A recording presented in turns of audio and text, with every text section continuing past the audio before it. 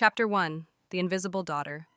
They told me the best gift I could give my family was to disappear, so I watched my sister's vows through a shaky live stream. No one knew I was on.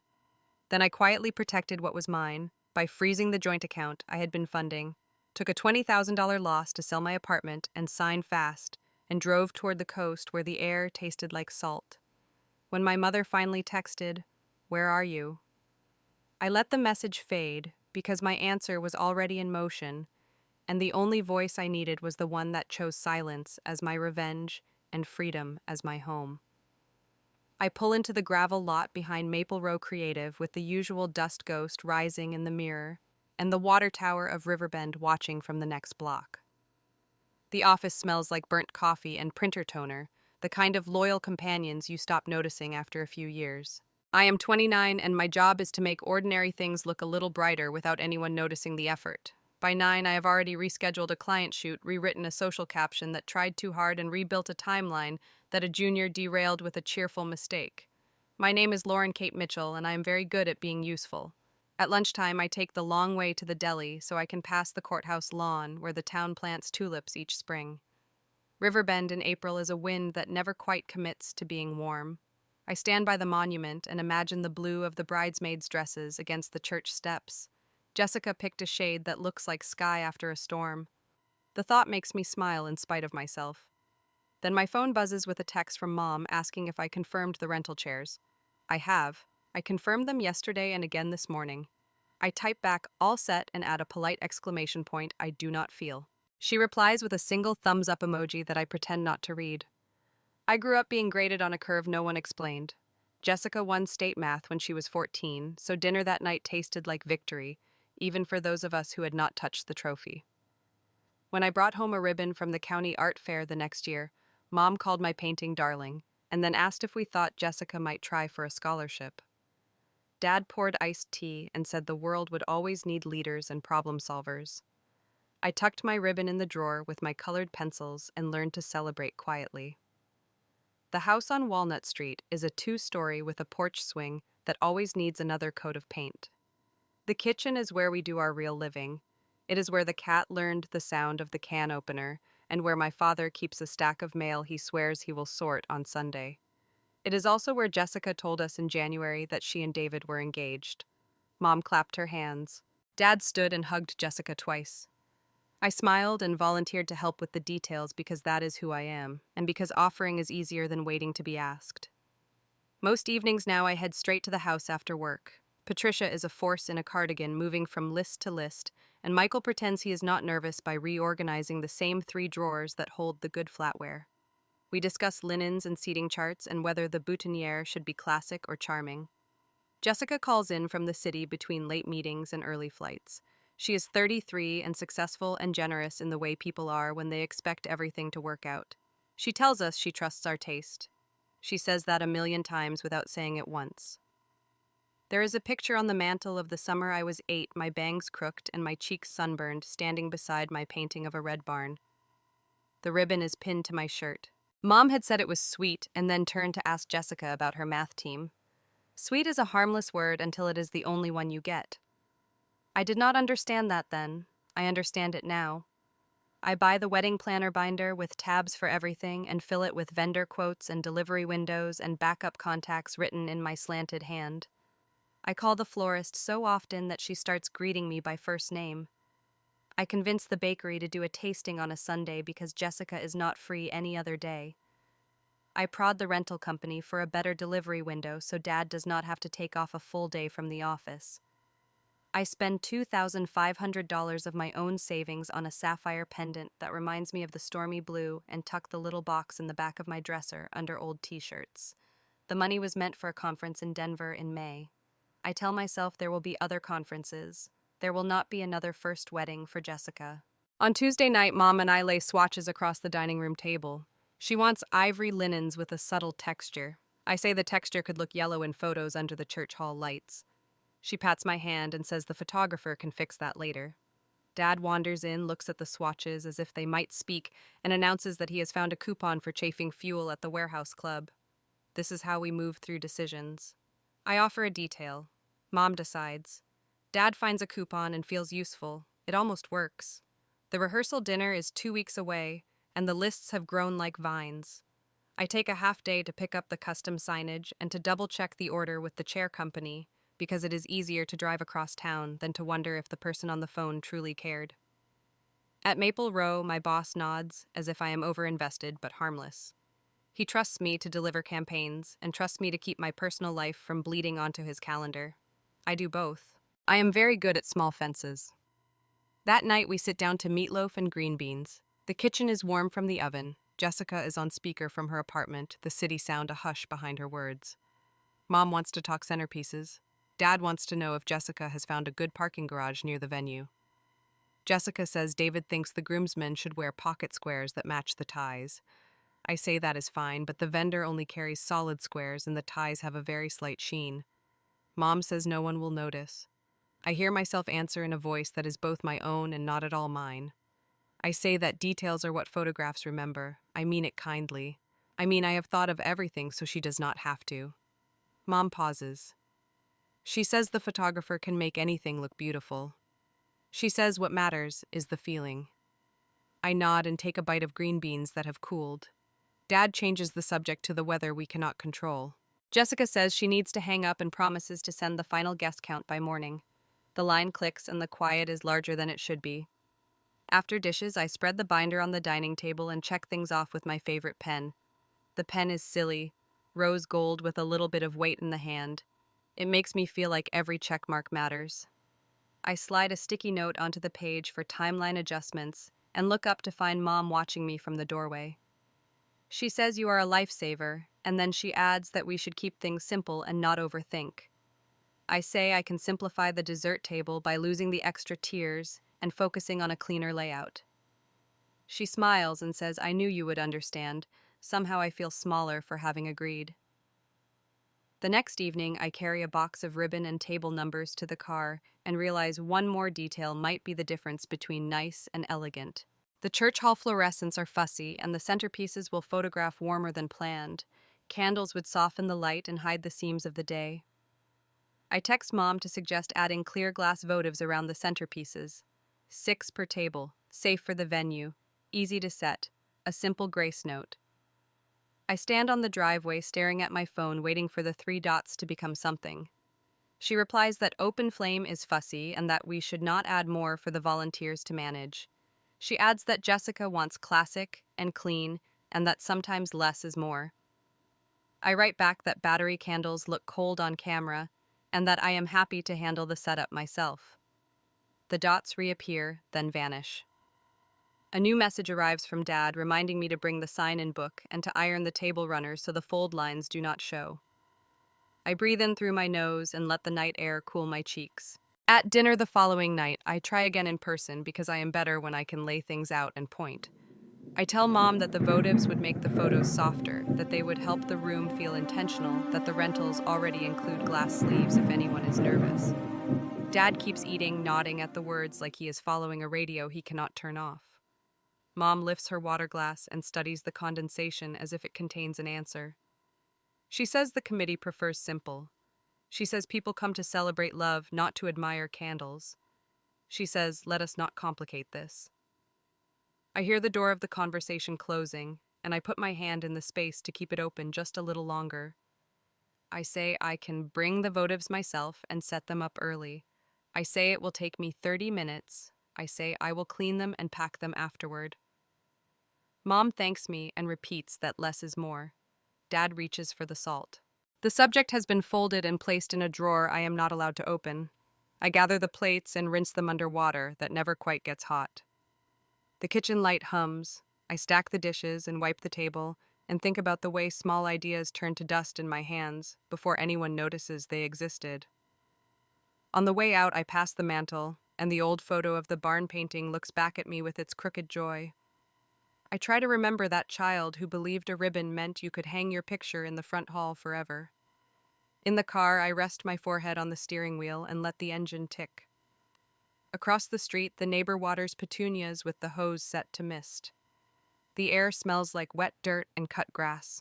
I think about how softly a room can glow when glass catches candlelight, and about how some people are born to be the light, while others learn to be the match and stay hidden in the drawer. I turn the key and pull into the street. Tomorrow there will be another list, and I will check it twice. Tonight I will drive home and place the sapphire pendant on my palm and practice the feeling of giving without waiting to be seen. Chapter 2. A Wedding Built on Tears. I park under the maple that leans toward my apartment and climb the stairs with the city silence of Riverbend folded around me. The little pendant rests in my palm for a long minute like a secret I am practicing. I picture Jessica touching the stone at her throat the way she does with any piece of jewelry that matters, and I let that imagined gesture steady me. Then I tuck the box back under the t-shirts and wash my face and set my alarm for earlier than I need because the lists are longer every day now. Morning starts with a spreadsheet and a kettle that never boils fast enough. I send an email to the bakery to confirm the time window and ask for a few extra vanilla cupcakes to cover the guests who always arrive with someone they forgot to mention. I adjust the seating chart to fix the cousins who decided they cannot sit together after all. I move a dentist appointment I should keep to a week that does not exist yet. At Maple Row, I finish a client brief half an hour early and trade the time for a phone call with the florist. She says the peonies are fussy in April. I say I know, and ask her to layer in garden roses, so the tables do not look bare if the peonies decide to faint. By noon, my boss asks if I can stay late on Thursday for a pitch, and I say I can. Then 10 minutes later, I send a polite message to the client to shift our review so I can get to the rental warehouse before they close. I am not important enough at work to refuse, and too important at home to be late. I borrow time from myself the way people borrow sugar from neighbors with a smile and no plan to return it. That afternoon, I dropped by Walnut Street with a folder and my optimism pressed flat inside it. Mom has a stack of magazines open to features about buffet dinners that look elegant and effortless. She points at a spread with roasted chicken and green beans and a bright salad and says the church ladies will appreciate food that feels familiar.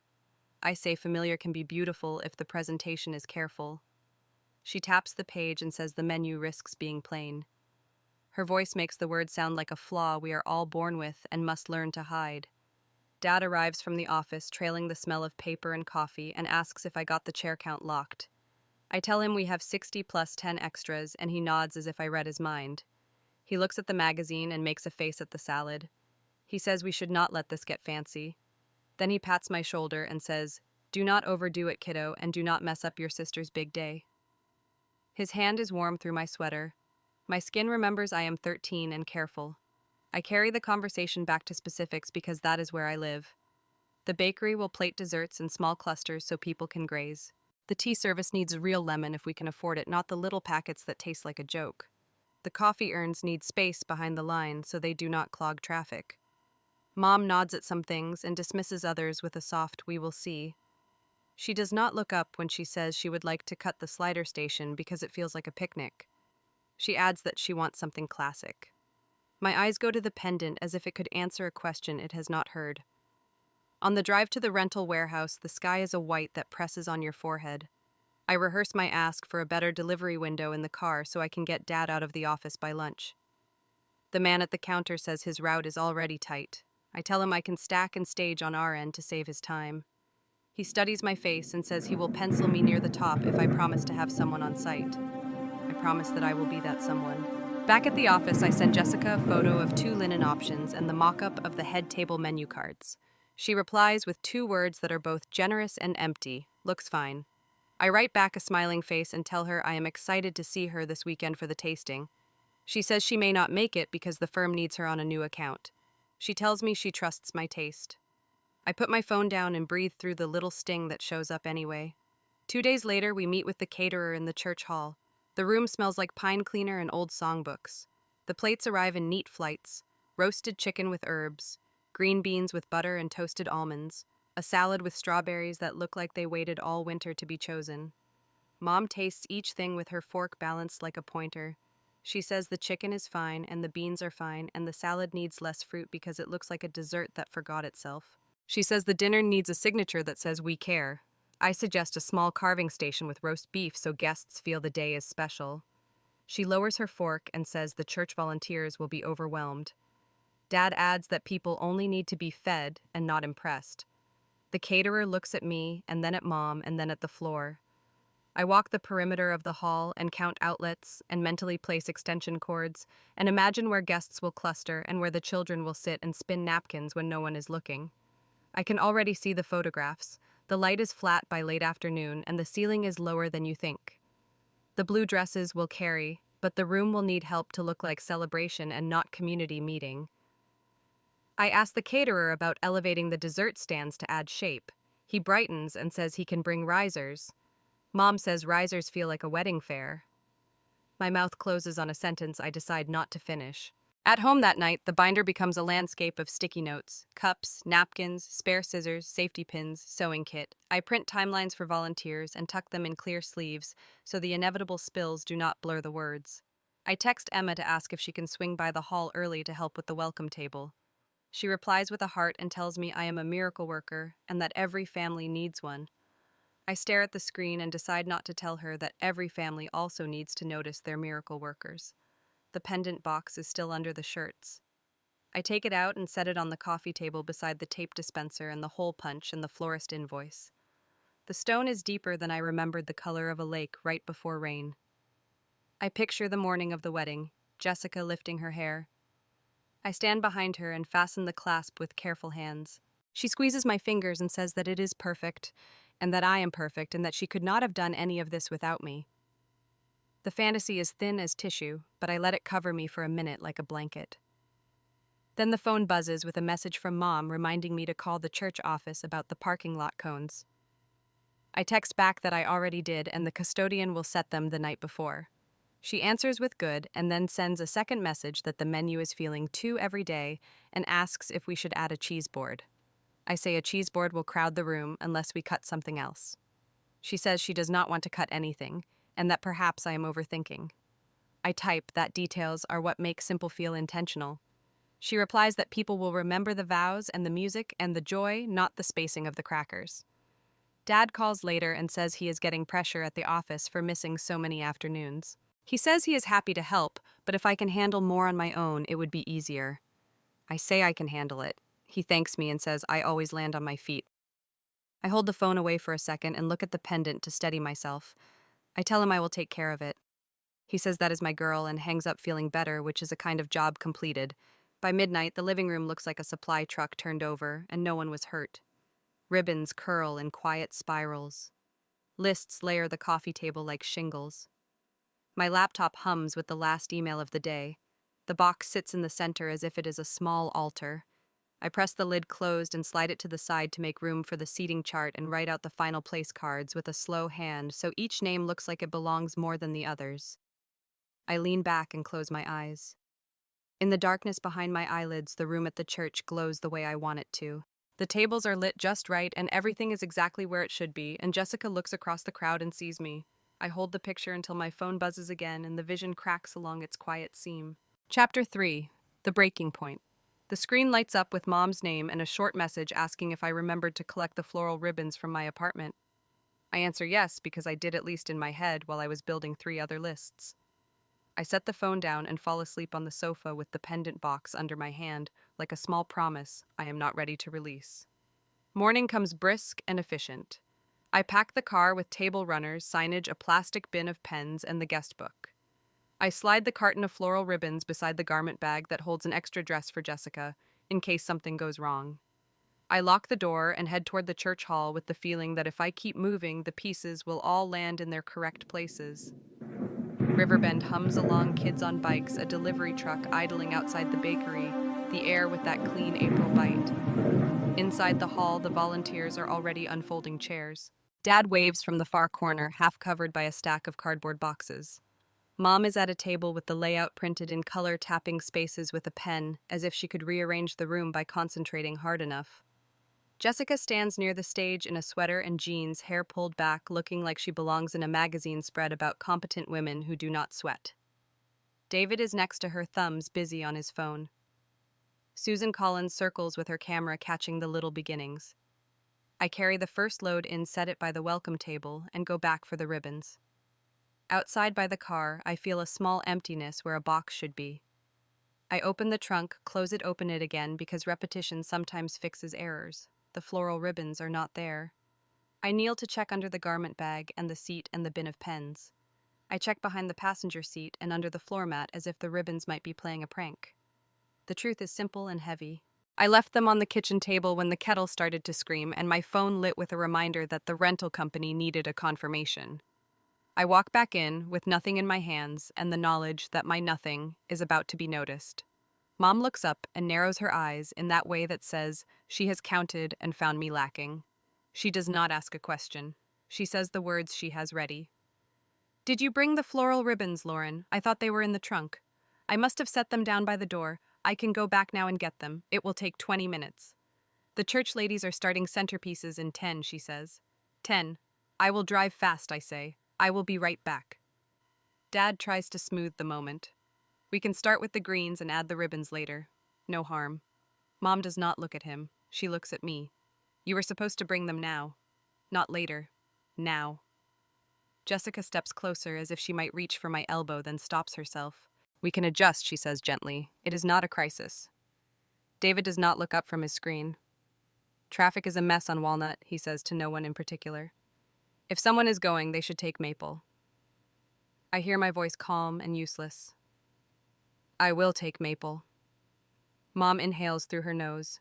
She turns to the volunteers and lifts her voice just enough to carry. Change of plan. We will prep without the ribbons because someone forgot them. The someone lands in the middle of the room like a dropped plate. The volunteers look down with polite interest in the floor. Susan's camera rises, then falls as if she thought better of preserving the expression on my face. Patricia, Dad says quietly, let us not make this bigger. Mom turns back to me. You are always making me ask twice, she says. Always. I brought everything else I say. I can still go now. We will not lose time. You say that every time she answers, and every time we wait. I feel the heat climb into my cheeks in that slow, embarrassing way that tells everyone the same story. I have miscounted. I have tried to be in 3 places and bent time until the seam gave. I take 1 step toward the door. Stop, Mom says, hand up as if I am a child too close to traffic. We will work with what we have. Jessica glances at me. There is something like apology there, but also the practical acceptance that drives her through her days. She whispers to David, and he nods without lifting his eyes from his phone. I think of the box on my kitchen table, the neat coils of satin that were going to make the budget centerpieces look deliberate.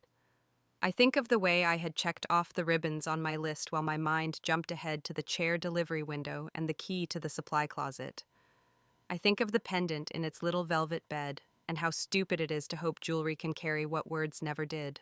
I go back to the car and grab what I can carry to avoid feeling like I am leaving with my tail between my legs. When I return, Mom is at the head table, her finger pressed hard to the map. She does not look up when she talks.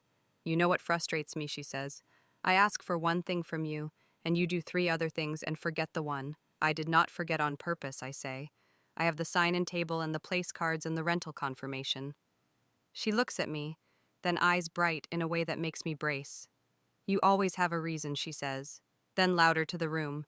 She always has a reason. Dad sets down a stack of plates and sighs. Let us move on. We need to get the stage cleared. Mom is not finished.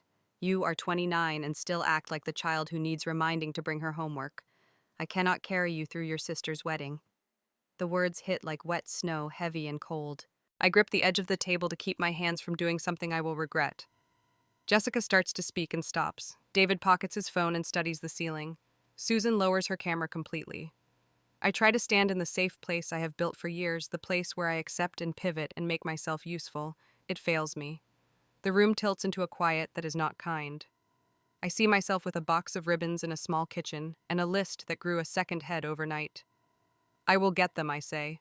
It is my mistake, and I will fix it. Mom shakes her head. No, we will manage without your extras. We needed you to bring what you promised when you promised it. You always make things harder. Dad starts to move toward her. Patricia. She turns to him with a small brittle smile. I am tired of pretending this is fine. It is never fine with her. There is always a missing piece.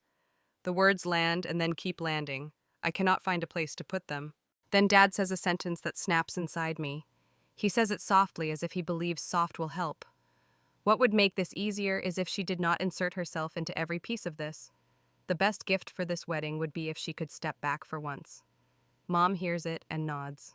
Yes, the best gift would be her not being at the center. Something in me goes very still the way a pond goes still when the wind stops.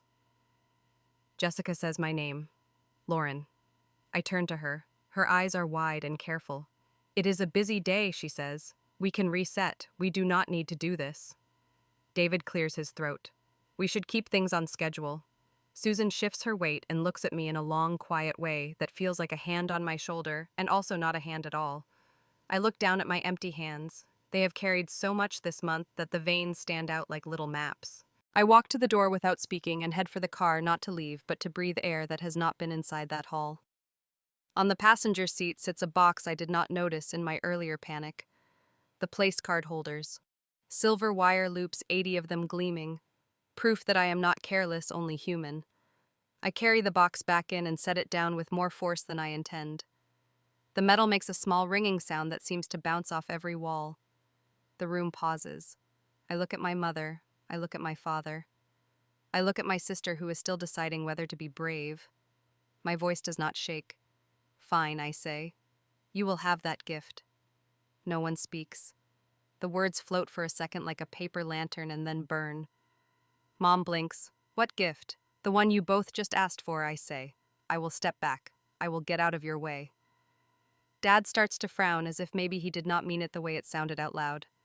Jessica takes a step toward me. Lauren, wait. I pick up the empty ribbon bin and hold it like a shield that is not working. I look at Susan. She holds my gaze and then gives the smallest nod like she sees a line I am about to cross and knows the cost of it. I turn and walk toward the exit.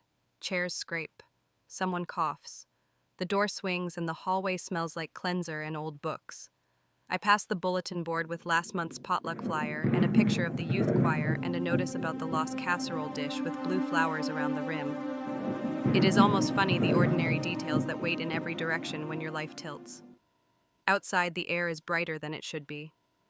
I set the empty bin in the trunk and rest my hands on the edge of the car. My heart beats against my ribs like it is testing the fence. From inside the hall, there is a small burst of voices, then quiet. I take one long breath and let it out.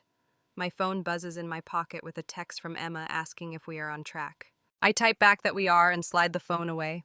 I stand there long enough to feel the morning pass into afternoon. When I walk back in, I do not stop at the head table or the map. I pick up my bag from the corner, take the binder that has held every piece of this month, and tuck it under my arm. My mother looks at the binder and then at me. My father opens his mouth and closes it. Jessica says my name again, softer this time. Lauren. I meet her eyes. You have everything you need, I say. You will be fine. I carry the binder to the door. The metal push bar is cool against my palm. For a second, I think I hear the low murmur of a song from the sanctuary, something about grace and something about release. I step out into the light and let the door close behind me. Chapter 4. Watching from the shadows. Sun slides across the parking lot like a slow sigh, and I keep walking until my car feels like a small island that still knows my name. I sit behind the wheel with my hands on nothing and listen to the quiet thud in my chest settle into a rhythm I can understand.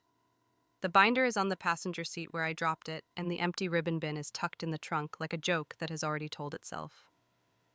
I drive without music past the bakery and the water tower and the baseball field that always needs fresh chalk, and I do not look in the rearview mirror. At home, the air is still, and the middle of the day feels like a day off I did not want. I pour a glass of water and set it down without drinking. My phone lights with a new message from Emma. She asks if the rehearsal is rolling. I type that schedules change and that we will all figure it out. She sends back a line of encouragement, little sparks that mean I have a friend who thinks I can hold up the sky. I put the phone face down and let the silence spread. Evening creeps in with that river bend light that is never sure if it means to be kind. I do not go back to Walnut Street. I do not send a text to smooth the edges. I watch the ceiling fan turn and listen to the soft tick of my clock and let the weariness come at me from all directions. Finally, I pick up the pendant box and carry it to the coffee table. I do not open it. I just keep it there like a witness that will not argue. The wedding day arrives as if it has not heard about yesterday. I wake early because my body knows what a list feels like even when there is no list for me to touch. I make coffee and do not taste it. The sky is a clean blue that photographs love. I shower, put on jeans and a sweater, and braid my hair because my hands need something to do that is small and neat. The apartment hums with the sound of a neighbor's dryer and a dog barking in the courtyard, and then the soft ping of my phone. Emma again. She says she can stream as long as the church Wi-Fi behaves. She says I do not have to watch. She says she will send the link anyway.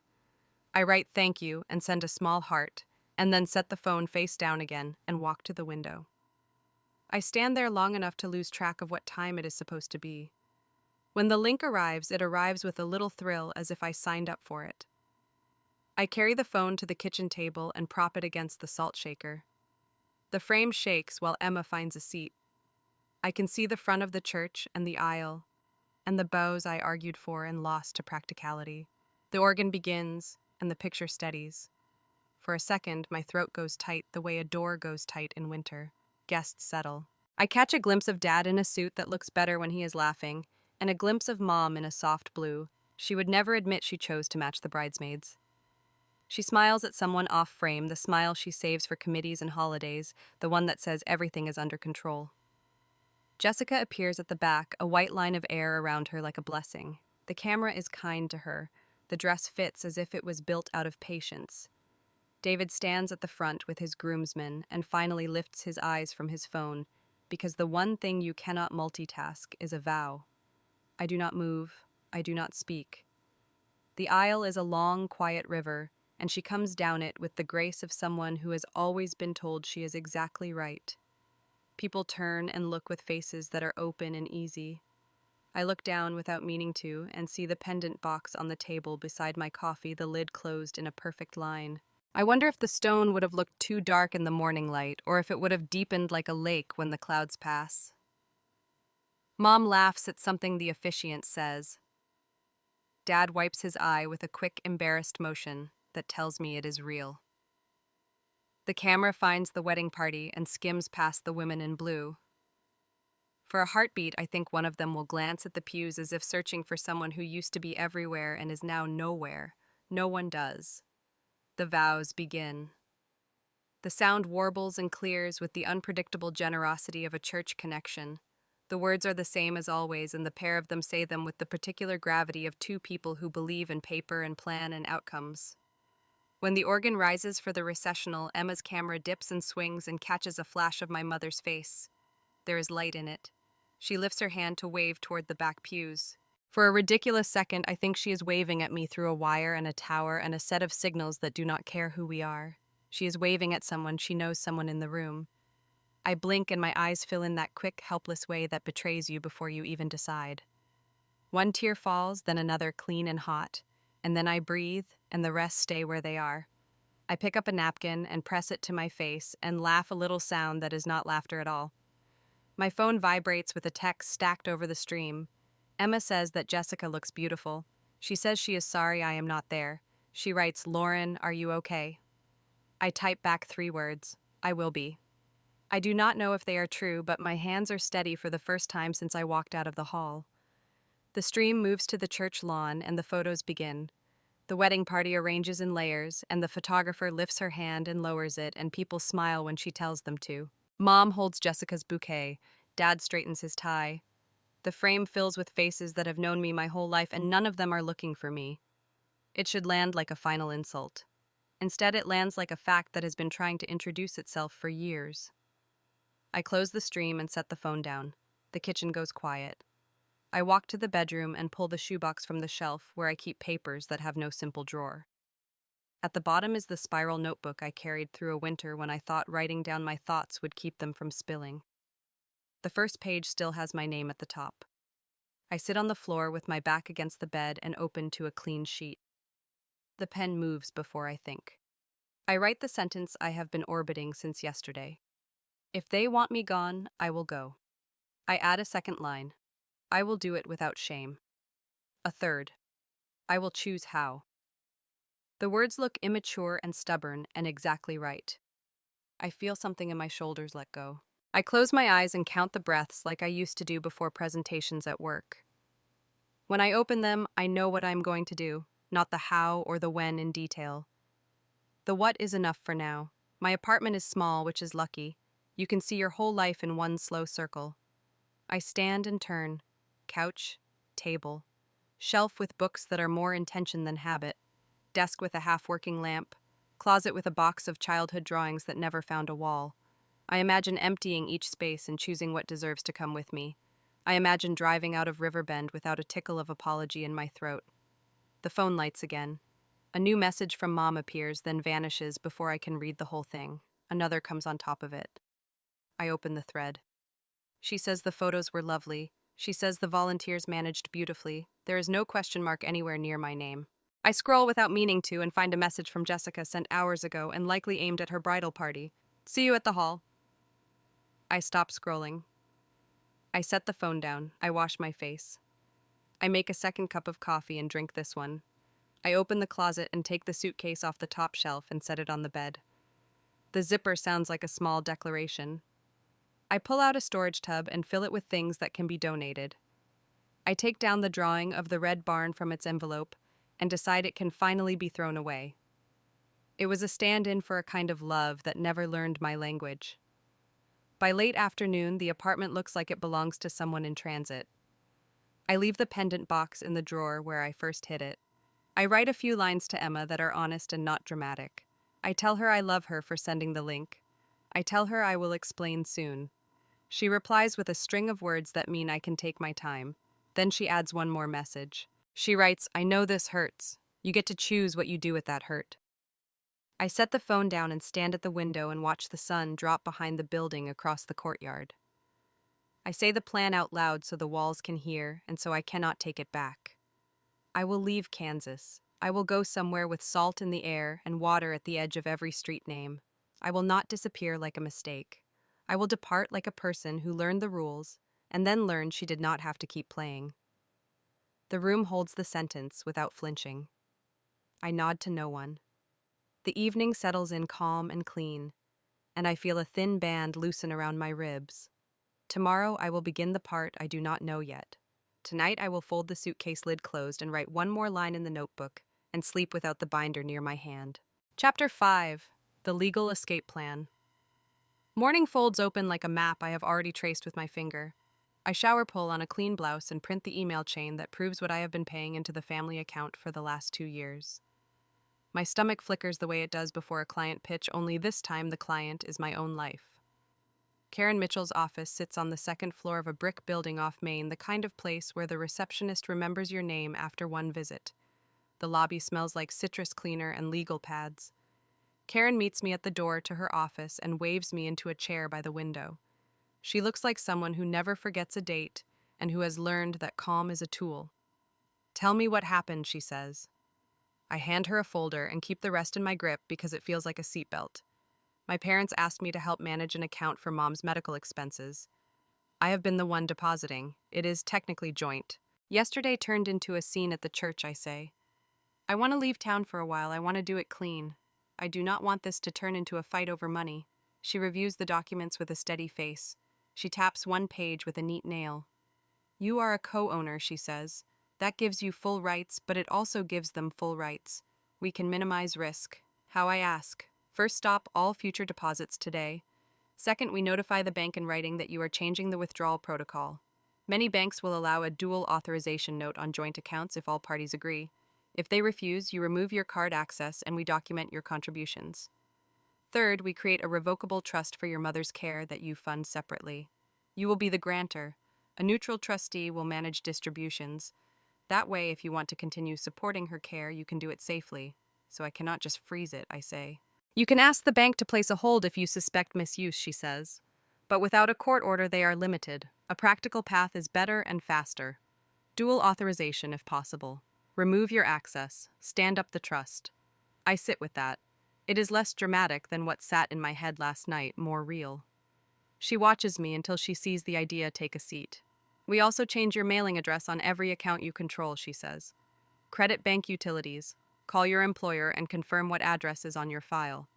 Pull a copy of your credit report so you know what exists with your name on it. I am not running, I say. I did not say you were, she says. You are planning. I nod.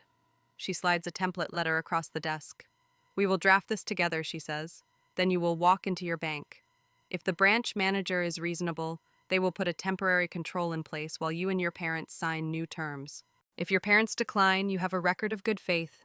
You will set up the trust either way. We work through the letter, her pen marking dates, my hand steadying on the edge of the desk. She orders a courier to file the trust paperwork by end of day. I sign where she points initial, where she pauses. When we finish, she leans back. 2 more things, she says. Open a new account at a different bank. Do not tie it to any shared email addresses. And if you are selling your apartment, get representation. Do not attempt a quick sale without a contract that protects you. I tell her I can handle the bank. I tell her I will need a referral for the sale. She gives me a business card from a short stack and taps the name. Call Stephen Reynolds, she says. He is blunt and cares about facts. I thank her and stand. The calm in my chest feels earned. At the door, she stops me. Lauren, she says, you are allowed to protect yourself. I know, I say, and realize I do. The bank on Maple looks the same as it did when I opened my first checking account in college. Clean counters, pens on chains, a bowl of second-rate mints. The branch manager is a woman with a kind voice and a file drawer for a brain. I present the letter. She reads, asks a few questions, and then says she can add a note requiring dual signatures for any withdrawal over a small threshold. She prints a form. I sign. She says the other account holders will need to come in to countersign within a set number of days, or the note will convert to a request only.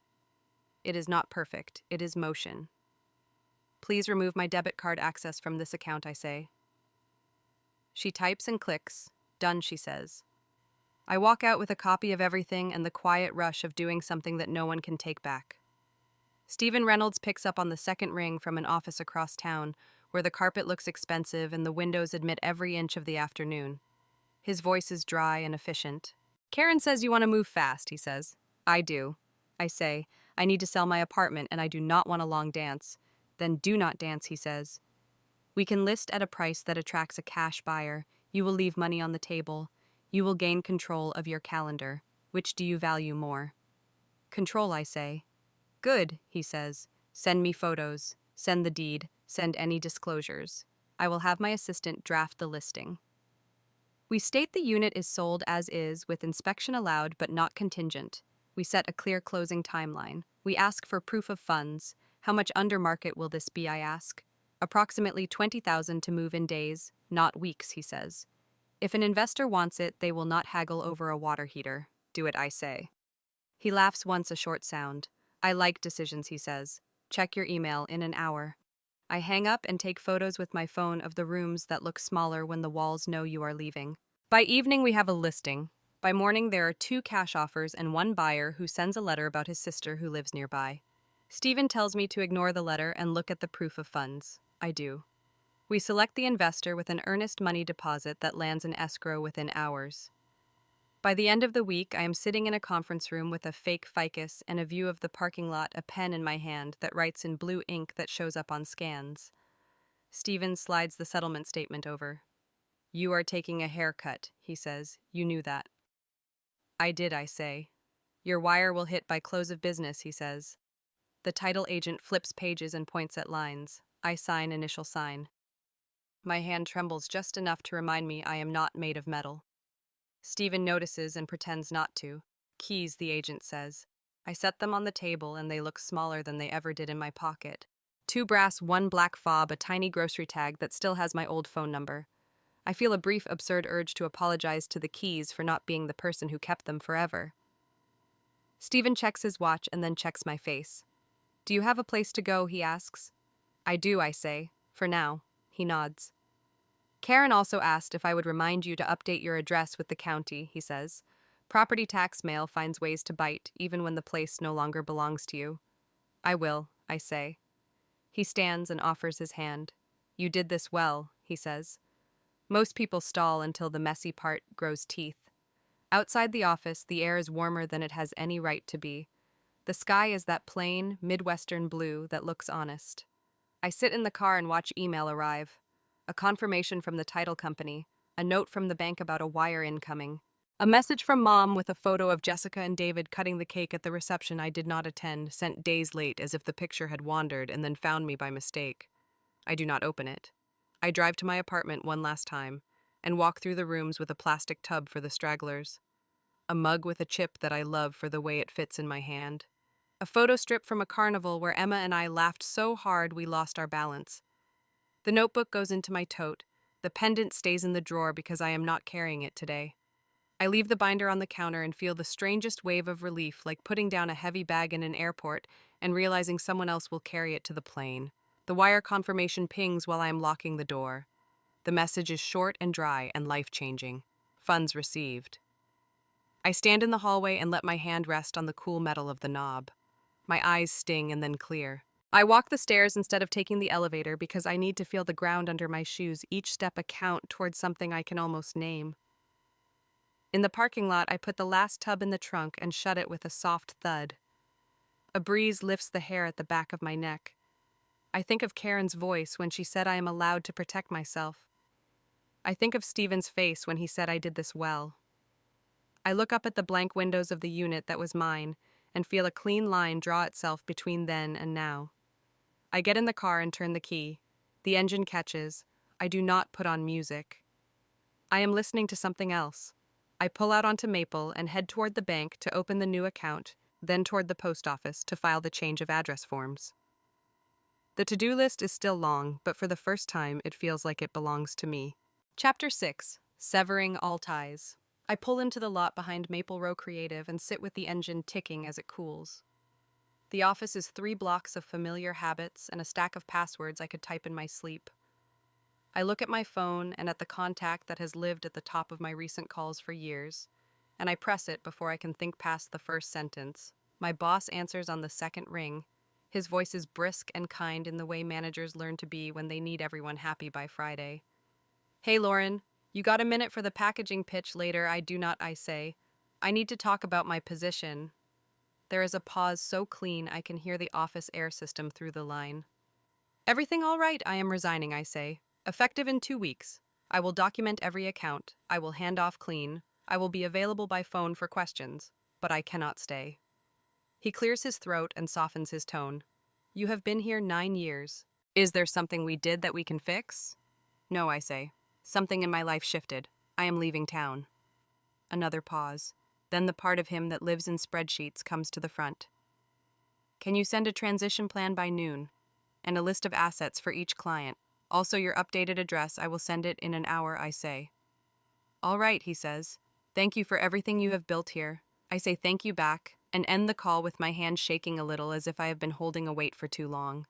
I walk inside to my desk and open a blank document, and begin to pour 9 years of quiet systems onto the page.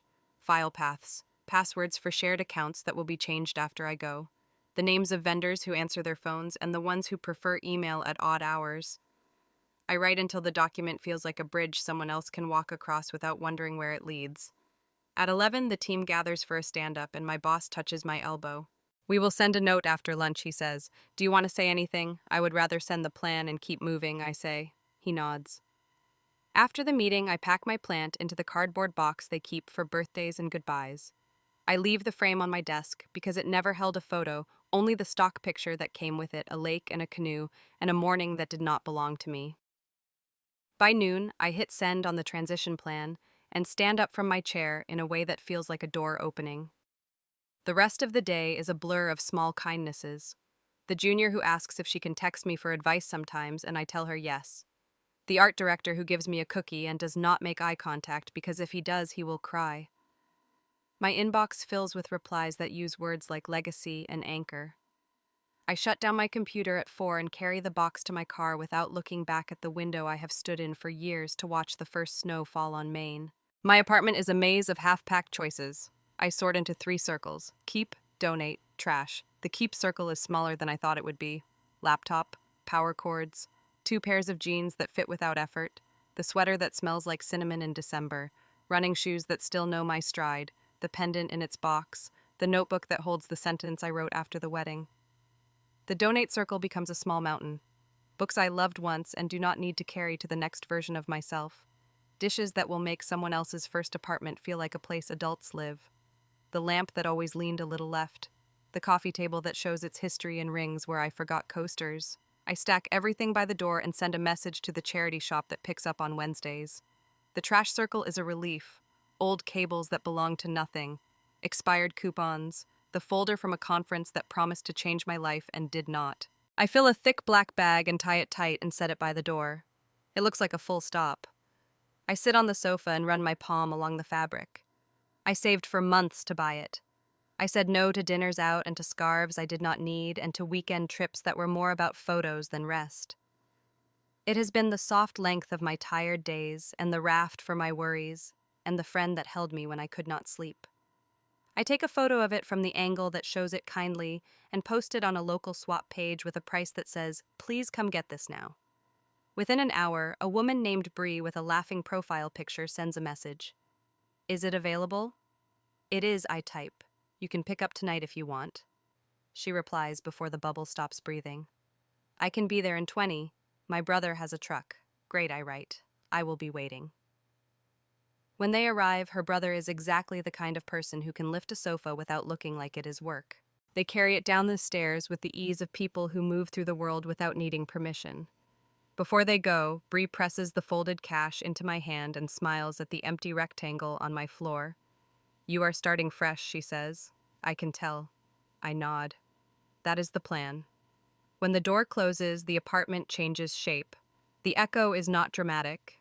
It is a gentle reminder that the room now has more air than furniture. I spread a blanket on the floor and sit with my back against the wall. The pendant box is warm in my lap. I open it and watch the stone catch the last light of the day. It has the color of a promise I am not sure I believe in. I close the lid and place it in the keep circle. My phone lights with a name that tightens the back of my throat. Jessica. The message is short. "I hope you are okay." I hold the phone and think of all the ways I could answer. I could say I am fine, and we both know it is a polite script. I could say I am not fine, and watch the words bloom into a long exchange neither of us can carry. I could say I am leaving town. I could ask if she wore the pendant I never gave her. I set the phone face down and let the message pass through me like a train I chose not to board. No one else texts. The silence where my parents live feels purposeful and old. I picture Dad sorting his mail and Mom putting a new list magnet on the fridge, and it feels like a broadcast from a station I have finally stopped programming into my car. The charity truck arrives just before dark. Two men with practiced hands strip the apartment of its second life. The dining chairs, the end tables, the stack of plates wrapped in newspaper that leaves black smudges on my fingers. When they lift the last box, I feel both robbed and saved. "You got anything else for us?" one asks. I look around. The couch is gone. The frames are gone. The rug is rolled and will go to a friend's spare room tomorrow. All that remains is the mattress I will sleep on once more and the suitcase zipped and ready by the door. "That is it," I say. They carry the box to the truck and wave. I close the door and lean my forehead against the wood for a second that stretches. The apartment is quiet in the way a church is quiet after the last hymn.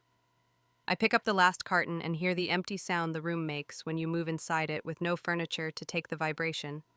It feels like standing at the lip of a pool right before you jump. I stack the carton by the door with the others and tape it shut. The tape makes a clean, ripping sound that slices the moment into before and after. A little after 9, another message arrives from Jessica. "Can I call you?" I sit on the floor and stare at the screen. Then I press the side button and let the room go dark. Some reconciliations only work after the shape of your life has changed. I put the phone on the counter and walk the rooms one more time. Bathroom cabinet empty. Kitchen drawers down to a wooden spoon and a single spatula for tomorrow's breakfast. Bedroom shelves quiet and dignified. I pull the notebook from my tote and write 3 lines by the window, where I have watched storms move in from the west. I write that I am not running. I write that I am choosing. I write that I am leaving with the parts of myself that survived. When I stand, the apartment answers with a soft echo that makes me smile. I lift the last box and hold it for a breath so I can feel the weight. Then I set it down. The sound rings a little in the emptiness. It sounds like a bell at the end of a school day. It sounds like a door that has been waiting to close. Chapter 7. Rebirth in Tidewater. The morning breaks with the soft blue of a new map, and I carry the last box to the trunk and press it into place beside the suitcase. Riverbend is barely awake. A street sweeper passes like a courteous whale, and the bakery smells drift as if to say that life will go on whether I watch it or not. I lock the door and slide the keys into an envelope for the new owner and leave it with the neighbor who waters petunias at odd hours. She squeezes my hand and tells me safe travels, and I nod because I am not sure yet which part of me is traveling and which part is already gone. The highway lays itself out in long, patient lines. I move past fields that have not decided what to be this year, past grain silos that make their own weather, past towns with names that sound like cousins I met once at a reunion. I eat gas station apples and pretzels and listen to a playlist I made when I was 22 and then turn it off because the songs belong to someone who did not know anything yet. By afternoon, I pass into Missouri, and the land grows wider in an almost generous way. I stop at a rest area and sit on a picnic table and watch a hawk circle without bothering to pretend it is looking for anything but itself. The sun drops and I find a motel with a bedspread that has seen better ideas. I shower until the water cooks the day out of my shoulders, then text Emma to say I am moving. She calls without asking. "Tell me where you are," she says. "Somewhere between what I thought and what I meant," I say, and she laughs in that warm way that lets me have my metaphors. "Send me your resume in the morning," she says. "I will connect you with 2 clients who lost their content person. They think they want charisma. They actually want files named properly and deadlines kept." "I can do that," I say. "You always could," she says. Sleep. Day 2 is all green and red clay and a sky that leans down to listen. I pass Memphis and a barge moving up a river with the kind of purpose I want to learn.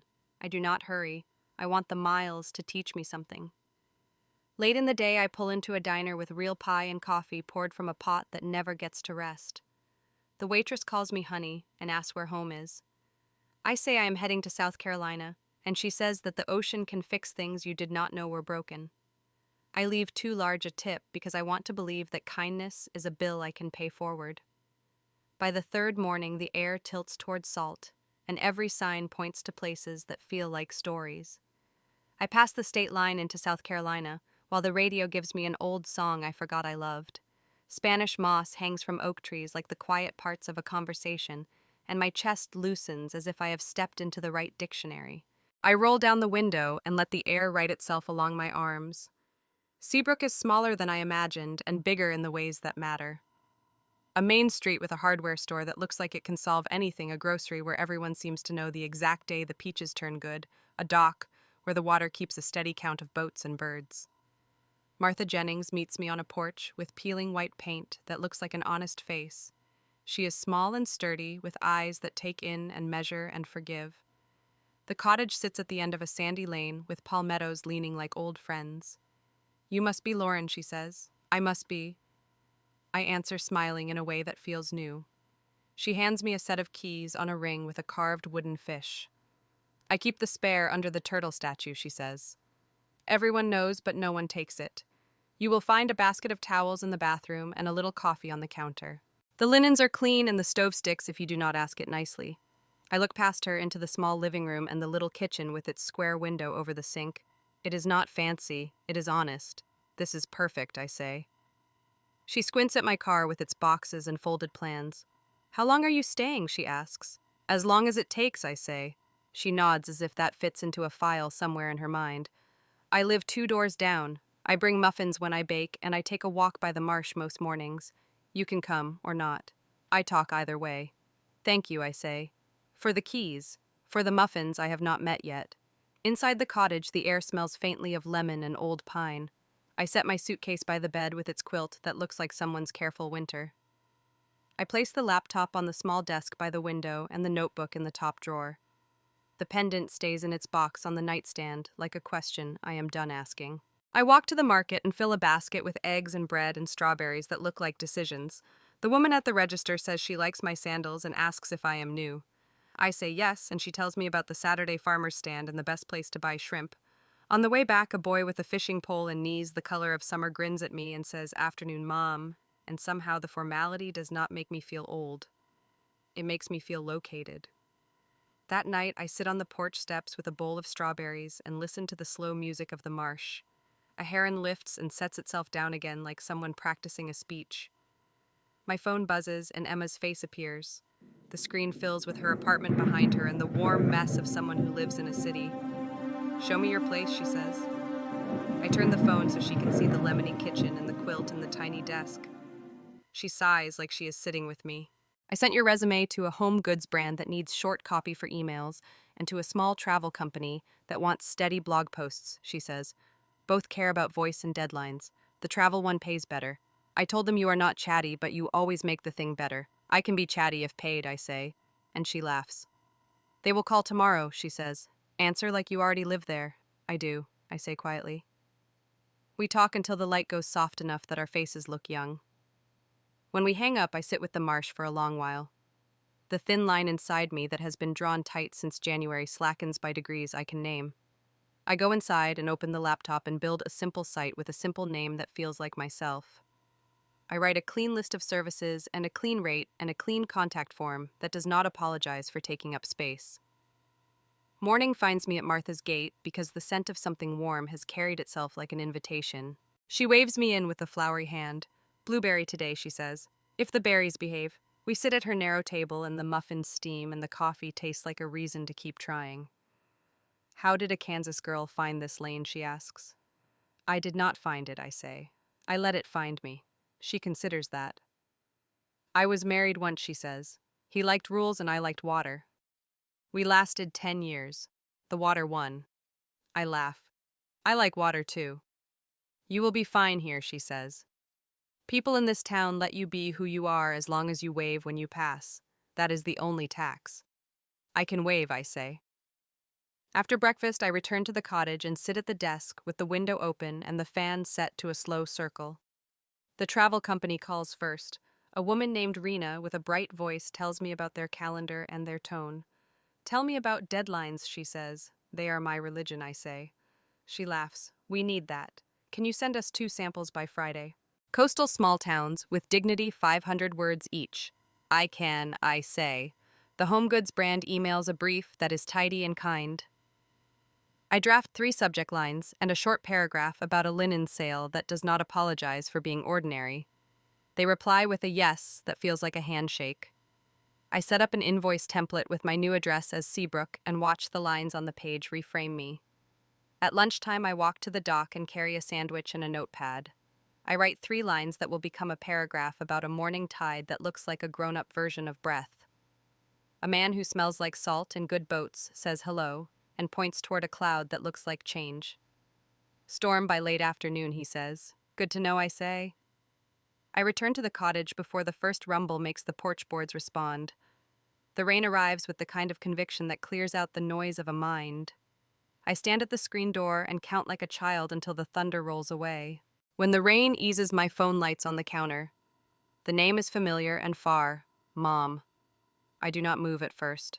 The words sit there in the quiet. Where are you? The punctuation is plain. The question is not. I lift the phone and feel the tug behind my ribs. My thumb hovers. I think of the church hall and the word someone and the way my father's voice sounded polite as a knife. I think of the blueberry muffins and the marsh light and the way the air here lets me have my full height. I let the message exist without reaching back to meet it. Then I press and hold, and the screen offers me a choice, and I choose delete. The phone returns to blank light. Outside, the marsh answers some question I did not ask. I close the door and sit at the desk and put my fingers on the keys. The work waits like a friend who has always believed I would arrive.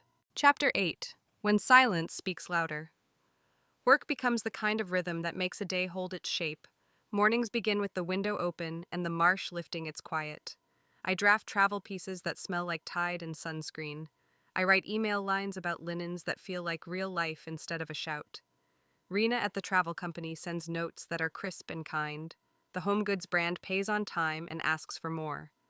I build a small roster of steady clients who want exactly what I know how to give.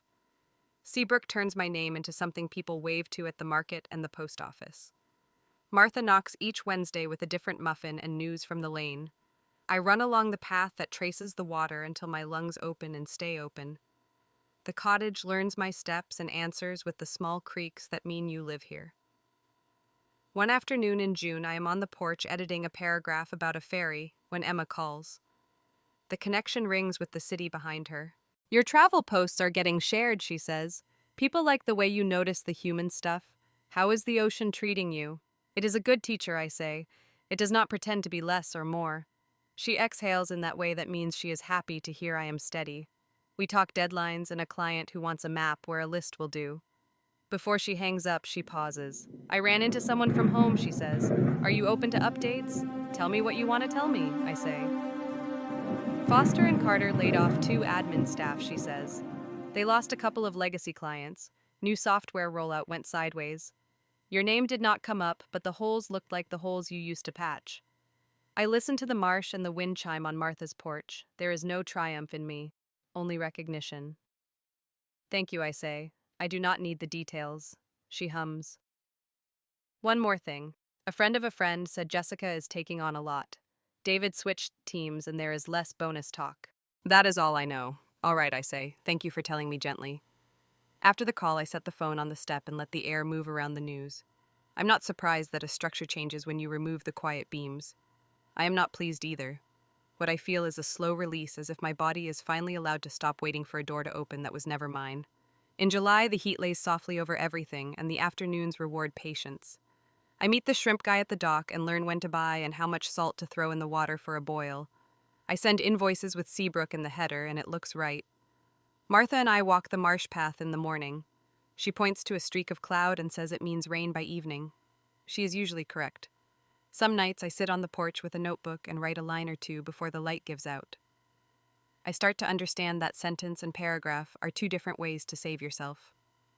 I do not write about Kansas. I write about water and about work that is clean and about a life that makes space. In August, a number from back home appears on my phone. I let it buzz and then settle. A minute later, a voicemail lands. I listen standing by the sink. It is Susan Collins, her voice a careful thread. Hi, Lauren. I do not need anything from you. I wanted you to know I saw your parents the other day. They looked tired and spoke softly. None of the old sharp. I hope you are well. That is all. I picture Susan in the church hall with her camera lowered the day the floor tilted. I feel a brief swell of gratitude for someone who knew when not to press the shutter. I type a short message back. Thank you. I am well. The next week, an email slips in with a subject that is just my name. It is from Jessica. I read it standing up because sitting would make it seem like I might stay longer with it than I plan. She writes that she hopes I am safe. She writes that she has been thinking about the way we grew up and the way we learned our parts. She says she does not have a request. She wants me to know she is sorry for the day at the hall. She says the pendant would have been beautiful. She wishes me light.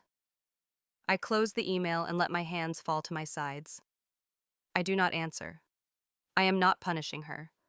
I am choosing silence because it is the only language that does not pull me back into a script. I make tea and carry it outside and watch a small boat move along the line where the river changes its mind and becomes everything else. Work holds. Clients refer clients. Rena asks if I can take on a fall series on coastal towns with stubborn hearts. I say yes and plan the beats like a song I want to play well. I learn the names of the birds that build their lessons into flight. I sleep deeply. One evening, the sky is the color of grapefruit, and the heat has broken just enough to make the porch welcome. Martha sits beside me with a glass of something sweet and tells me that the library needs volunteers for the book sale. She says she will sign us up for the morning shift because people are kinder before noon. After she leaves, I open my notebook. The page takes the pen without judgment. I write a sentence that arrives already certain. Toi kom kansuk kom nyan, todatu chaming zatri. I stare at the lines until the meaning settles like sand in clear water. I do not translate it. I do not need to. The body knows the words even if they are dressed differently. The mini storms that used to build inside my chest do not visit much now. When they do, I walk to the dock and count the pilings, or I run the path beside the marsh and let each step answer. Some days I think about a conversation that might happen someday with my parents in a kitchen that is not ours. I am open to that kitchen. I am not waiting for it. In September, a man at the hardware store says my name the way locals do, flat and fond.